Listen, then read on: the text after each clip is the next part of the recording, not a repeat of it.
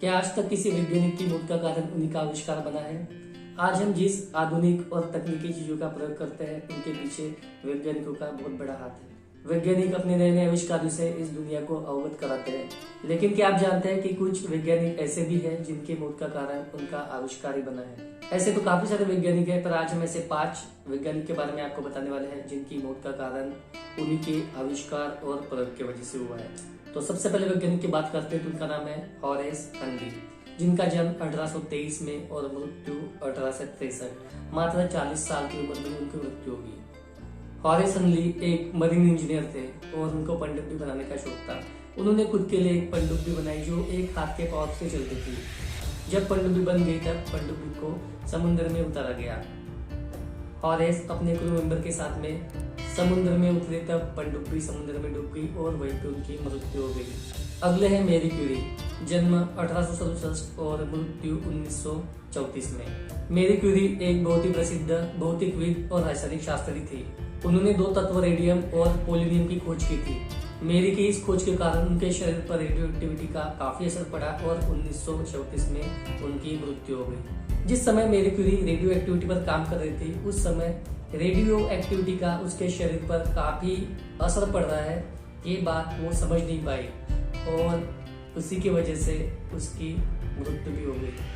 अगले है France Richards, 1879 को उनका जन्म और 1912 में उनकी मृत्यु होगी, मात्र 33 साल की उम्र में। फ्रांस रिचर्ड का जन्म ऑस्ट्रेलिया में हुआ था और उन्होंने पैराशूट विंगसूट का आविष्कार किया, जिसकी टेस्टिंग के लिए उन्होंने एफिल टावर से छलांग लगा दी।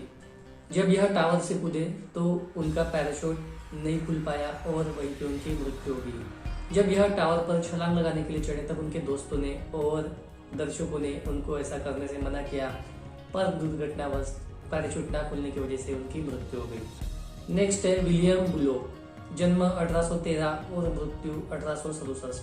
मात्र 50 साल की उम्र में उनकी मृत्यु हो गई। अमेरिकी अनुसंधानकर्ता विलियम बुलोक ने 1863 में रोटरी प्रिंटिंग प्रेस का आविष्कार किया, जिसके लिए वह काफी प्रसिद्ध हुए। इनके इस आविष्कार की वजह से प्रिंटिंग इंडस्ट्री में क्रांतिकारी परिवर्तन आ गया था। एक बार विलियम अपनी नई प्रिंटिंग मशीन को ठीक कर रहे थे और ठीक करते समय वो अपनी मशीन में बुरी तरह फंसकर गंभीर रूप से घायल हो गए और ऑपरेशन के दौरान ही उनकी मृत्यु हो गई। अगले है हेनरी स्मोलिंग की, जन्म 1933 और मृत्यु 1973। मात्र 40 साल की उम्र में उनकी मृत्यु हो गई। हेनरी स्मोलिंग की एक इंजीनियर थे और उनका सपना था कि वह एक उड़ाने वाली कार बनाएंगे। अपने इसी सपने को पूरा करने के लिए हेनरी ने अपनी खुद की कंपनी खोली और 1973 में उड़ाने वाली कार बना दी, जिनका नाम उन्होंने एवीई मिराज रखा था। इन्होंने अपनी इस कार पर हवाई जहाज के डिजाइन को जोड़कर तैयार किया था, लेकिन इसको टेस्ट करने के लिए जब वह फ्लाइंग कार में बैठे और उसको उड़ाया गया तब दुर्घटनाग्रस्त हो गई और इस कारण उनकी मृत्यु हो गई। इस तरीके से हमने 5 वैज्ञानिक के बारे में जाना, उनका आविष्कार, उनका प्रयोग ही उनकी मृत्यु का कारण बना। क्या आप इनमें से किसी को जानते हैं? अगर इनके बारे में और कुछ जानकारी होगी कमेंट बॉक्स में हमें कमेंट कर सकते हैं। इस तरीके की वीडियो जानने के लिए चैनल को सब्सक्राइब कर लीजिए। चैनल में नए होंगे तो बेल आइकन को प्रेस करके चैनल को सब्सक्राइब करना ना भूलें, ताकि आने वाले ऐसे वीडियो आपको मिलते रहे।